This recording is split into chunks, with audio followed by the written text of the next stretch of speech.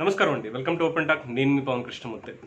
జగన్మోహన్ రెడ్డి అక్రమాస్తుల కేసులో A2 నిందితుడిగా ఉన్నటువంటి ఎంపీ విజయసాయిరెడ్డి ఆర్థిక ఉగ్రవాదిగా కోర్టులు అభివర్ణించిన వ్యక్తికి PAC సభ్యుడిగా నియమిస్తూ కేంద్ర ప్రభుత్వం ఎలాంటి సంకేతాలను ఇస్తోంది అంటూ తెలుగుదేశం పార్టీ సీనియర్ నేత NMD ఫరూక్ సంచలన వ్యాఖ్యలు చేశారు. నిజంగానే ఆయన అన్నటువంటి వ్యాఖ్యలకు సంబంధించి లాజిక్ ఉందని అనిపిస్తోంది. ఎందుకంటే చాలా తీవ్రమైనటువంటి ఆర్థిక నేరాలతో కూడిన జగన్మోహన్ రెడ్డి అక్రమాస్తుల కేసులో కీలక నిందితుడుగా సహనిందితుడుగా A1 జగన్మోహన్ రెడ్డి అయితే A2గా ఉన్నటువంటి వైసీపీ పార్లమెంటరీ పార్టీ నేత రాజ్యసభ సభ్యుడు వేణుంబాక విజయసాయిరెడ్డిని కేంద్ర ప్రజాపద్దుల కమిటీ PAC సభ్యుడిగా నియమించడం ద్వారా కేంద్రంలోని నరేంద్ర మోడీ సర్కార్ ప్రజలకి ఎలాంటి సంకేతాలు పంపిస్తోంది అన్న దాని మీద ఇప్పుడు చాలా పెద్ద చర్చ నడుస్తోంది. దీని మీద RTI చట్టం ద్వారా కూడా తెలుసుకోవడానికి ప్రయత్నాలు కూడా జరిగాయి. అయితే దానికి చెప్పిన సమాధానం చాలా షాకింగ్. సో ఇక్కడ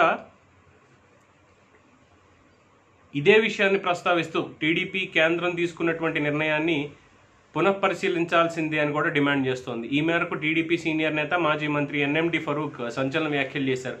తీవ్రమైన ఆర్థిక నేరాల కేసులో నేడో రేపో సాయిరెడ్డి CBI కోర్టుకు హాజరు కావాల్సి ఉంది, ED విచారణకు కూడా హాజరు కావాల్సి ఉంది అని, కేసుల విచారణ ముగిసో లేదంటే బెయిల్ రద్దయితేనో మళ్ళీ జైలుకు వెళ్లే నేతకి PAC సభ్యుడి లాంటి కీలక పదవిని అసలు మీరు ఎలా అప్పగిస్తారు అంటూ NMD ఫరూక్ చాలా కీలకమైనటువంటి ప్రశ్నలు సంధించారు. తండ్రి అధికారాన్ని అడ్డం పెట్టుకుని వైఎస్ జగన్మోహన్ రెడ్డి 1,00,000 కోట్ల మేర అక్రమాస్తులను కూడబెట్టారని, దీని మీద విచారణ జరపాలి అంటూ కాంగ్రెస్ పార్టీ ఎమ్మెల్యే హోదాలో శంకర్రావు చేసిన ఫిర్యాదుతో జగన్పై ఆదాయానికి మించిన ఆస్తుల కేసు నమోదైంది. ఈ వ్యవహారంలో CBI ఏకంగా 11 కేసులు నమోదు చేసింది. ఈ కేసులన్నిటిలోనూ A1గా జగన్మోహన్ రెడ్డి ఉంటే A2గా విజయసాయిరెడ్డి ఉన్నారు. ఇక CBI కేసుల ఆధారంగా ఎన్ఫోర్స్మెంట్ డైరెక్టరేట్ కూడా ఇదే వ్యవహారం మీద కేసులు నమోదు చేసింది. ఇందులో కూడా జగన్మోహన్ రెడ్డి A1 అయితే A2గా సాయిరెడ్డి ఉన్నాడు. మొత్తంగా జగన్ పై నమోదైన దాదాపు అన్ని కేసుల్లోనూ విజయసాయిరెడ్డి కీలక నిందితుడిగా ఉన్నారు. ఈ క్రమంలోనే ED కేసుల విచారణ తొలుత జరిగితే తాను ఎక్కడ అరెస్ట్ అవుతానో అన్నటువంటి భయంతో ముందుగా CBI కేసుల విచారణ జరపాలి అంటూ తెలంగాణ హైకోర్టును ఆశ్రయించడం, అందుకు ససేమీరా అన్నటువంటి హైకోర్టు ముందుగా ED కేసుల విచారణ జరుగుతుంది అని తేల్చి చెప్పడం, మరోవైపు విజయసాయిరెడ్డి బెయిల్ రద్దు చేయాలి లేదంటే విదేశాలకు పారిపోతాడు అంటూ రెబల్ MP రఘురామకృష్ణరాజు గారు దాఖలు చేసినటువంటి పిటిషన్ కూడా CBI కోర్టులో విచారణ సాగుతోంది. అటు ED విచారణ ముగిసో లేదంటే ఇటు బెయిల్ రద్దు అయితేనో విజయసాయిరెడ్డి మళ్ళీ జైలుకు వెళ్ళక తప్పని పరిస్థితిలో ఉన్నారని చెప్పుకోవాలి. సో విజయసాయిరెడ్డిని PAC సభ్యుడిగా నియమిస్తూ కేంద్రం తీసుకున్నటువంటి నిర్ణయం, దీనికి సంబంధించి కాంగ్రెస్ పార్టీ MP అధీర్ రంజన్ చౌదరి నేతృత్వంలోని PACలో సభ్యులుగా కొనసాగుతున్న 2 నేతలు ఇటీవలే కేంద్ర మంత్రులుగా ప్రమాణం చేశారు. ఈ ఖాళీని భర్తీ చేస్తూ విజయసాయిరెడ్డితో పాటు ఇంకో ఎంపీని PACలోకి తీసుకుంది. ఈ విషయం మీద దేశవ్యాప్తంగా విస్మయం వ్యక్తమైంది. తీవ్రమైన ఆర్థిక నేరాల కేసులో కీలక నిందితుడిగా ఉన్నటువంటి విజయసాయిరెడ్డి కేంద్ర పద్దులని ఎలా పరిశీలిస్తారు అన్న వాదనలు వినిపించాయి. ఇదే అంశాన్ని ప్రస్తావిస్తున్నటువంటి టీడీపీ సీనియర్ నేత మాజీ మంత్రి NMD ఫరూక్ అసలు ఈ PACలోకి సాయిరెడ్డికి ఎంట్రీ ఇచ్చే అర్హతే లేదు అన్నారు.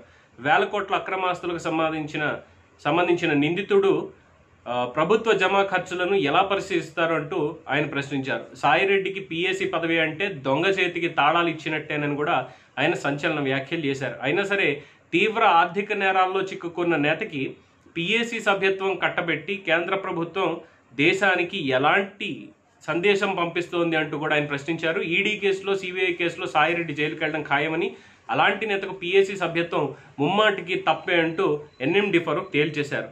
ఇది ఇక్కడికైతే RTIకి సంబంధించి విజయసాయిరెడ్డి కామర్స్ కమిటీకి చైర్మన్గా ఉన్నారు. దీనికి సంబంధించి లాస్ట్ టైం మా స్నేహితుడు చైతన్య కుమార్ రెడ్డి RTIలో ఫిర్యాదు చేశారు. ఏంటంటే, నాకు దీనికి సంబంధించి వివరాలు కావాలి. యువజన శ్రామిక రైతు Congress party MP Vijayasai Reddy, member of parliament, facing several criminal financial scams, money laundering cases and arrested by CBI in 2012 and released on conditional bail. Thereafter, he elected as MP Rajya Sabha. My question is, on which norms did Parliament appointed him as a chairman Parliamentary Standing Committee on Commerce? A mastermind of rupees 47,000 crore scam facing charges. A2 is eligible to that post. If yes, in what way? అంటే ఈ పార్లమెంట్లో standing committee ఉంటుంది కామర్స్కి సంబంధించి, అంటే వాణిజ్యానికి సంబంధించి, విదేశీ ప్రత్యక్ష పెట్టుబడులు కావచ్చు, వీటన్నిటికీ ఎఫ్డిఐలకి సంబంధించి అన్నిటికీ ఆ కమిటీ వాళ్ళు కీలక నిర్ణయాలు తీసుకుంటూ ఉంటారు. దానికి చైర్మన్గా విజయసాయి రెడ్డిని ఎలా నియమించారు అంటే, దానికి తీసుకువెళ్ళి కేంద్ర ప్రభుత్వం ఏం చెప్పింది ఇక్కడ మళ్ళీ చూడండి, ఎక్కడ వాళ్ళ మీద మచ్చొస్తుందో అన్నటువంటి దాంతో, ఎందుకంటే వీళ్ళిద్దరి మధ్యలో ఉన్నటువంటి పొత్తు మామూలు పొత్తు కాదు కదా, బీజేపీకిను వైఎస్ఆర్సీపీకి. అంటే ఇప్పుడు ఏదో చెప్తున్నారు పొత్తు లేదు, అది రౌడీ పార్టీ అని ఏదో మాట్లాడుతున్నారు, దాని మీద ఇంకో కథనంలో ప్రస్తావిస్తాను.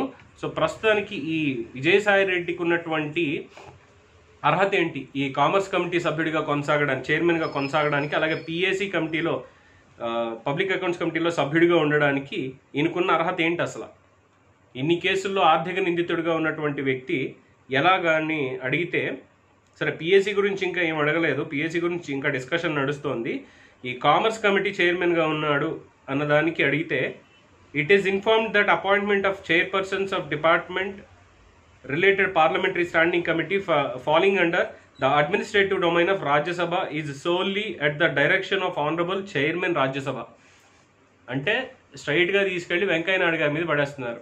విజయసాయి రెడ్డిది అయింది నెల్లూరు జిల్లా అన్నటువంటి ఒక పాయింట్ కలిగి వచ్చేలాగా, ఇందులో దీనికి విధి విధానాలు ఏంటి, అసలు ఒక కమిటీ చైర్మన్ అవ్వాలి అంటే దానికి కావాల్సినటువంటి అర్హతలు ఏంటి అన్నది పక్కన పెట్టేసి తీసుకెళ్ళి అదంతా కూడా కేవలం ఉపరాష్ట్రపతి గారు మాత్రమే తీసుకునేది, అంటే సారీ ఆయన రాజ్యసభ చైర్మన్ ఆయనే కాబట్టి ఆయన మీద పెట్టేశారు. అంటే ఇప్పుడు ఎలా ఉంటుందంటే, ఒక ఆర్థిక నేరస్తుడిని తీసుకెళ్లి ఇంత కీలక పదవిలో నియమించడానికి కారణం ఏంటి, ఎందుకు నియమించారు అంటే, లేదండి అదంతా కూడా కేవలం రాజ్యసభ చైర్మన్ గానే తీసుకునే నిర్ణయం, ఇందులో మా ప్రభుత్వానికి ఏమి సంబంధం లేదు అని చెప్పి గుడ్డ కాల్చి నెత్తి మీద పడేయడం, అంతకుమించి ఏమీ లేదు. సో ఇక్కడ ఏ అధికారం ఉంది అసలు వీళ్ళకి ఇలాంటి ఆర్థిక నిందితుల్ని తీసుకువెళ్ళి దీంట్లో పెట్టడానికి? ఎందుకంటే ప్రతి దానికి కూడా క్వాలిఫికేషన్ ఉంటుంది. ఈయనకున్నటువంటి క్వాలిఫికేషన్ ఏంటి?